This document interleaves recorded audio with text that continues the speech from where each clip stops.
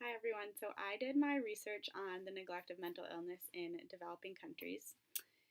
Something I want to point out is that three-quarters of those living with mental illness in the world are actually in developing countries, and fewer than 10% of those people actually have access to treatment, which is a huge problem because although mental disorders they really cause fewer deaths than the infectious diseases we hear about so often, they're actually causing as much or more disability because they strike so early and they really can last such a long time that they can cause severe disability.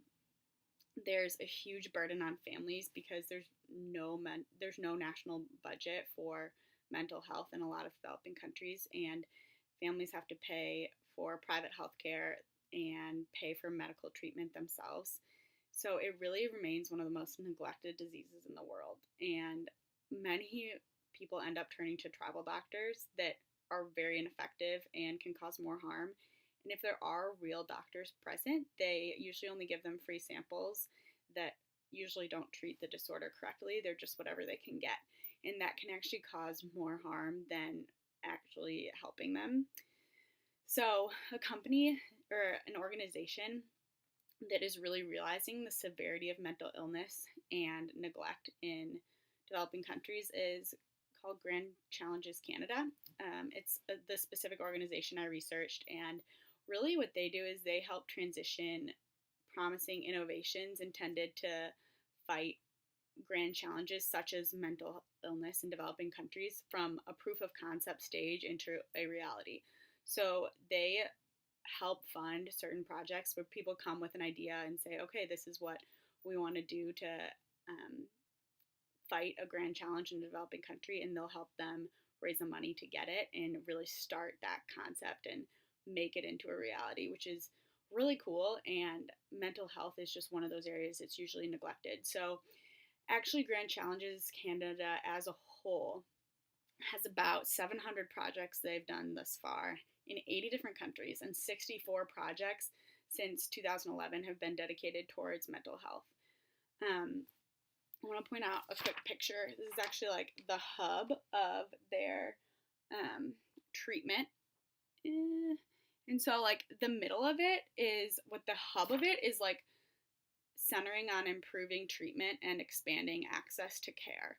And then all of the bubbles that surround that are just like a bunch of different, if I had a slide, I would just have it up behind me, but really, like, they're a bunch of different subgroups of mental health, of improving treatment and expanding access to care, where excuse me, innovators can tackle those areas.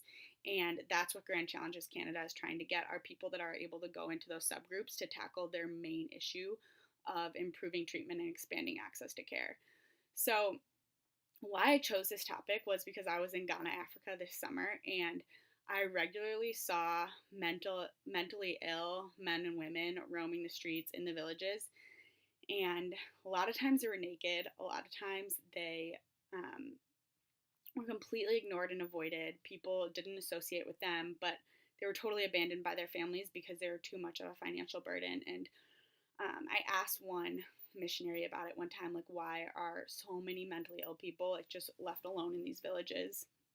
And he just said, there's only 3 treatment centers in all of Ghana, and you can't get to them. I mean, these people don't have cars, they don't have access to treatment. So it was just really sad to see, like, these people walking around, like, very foul smell, lack of clothing, yelling at people, or like talking to themselves.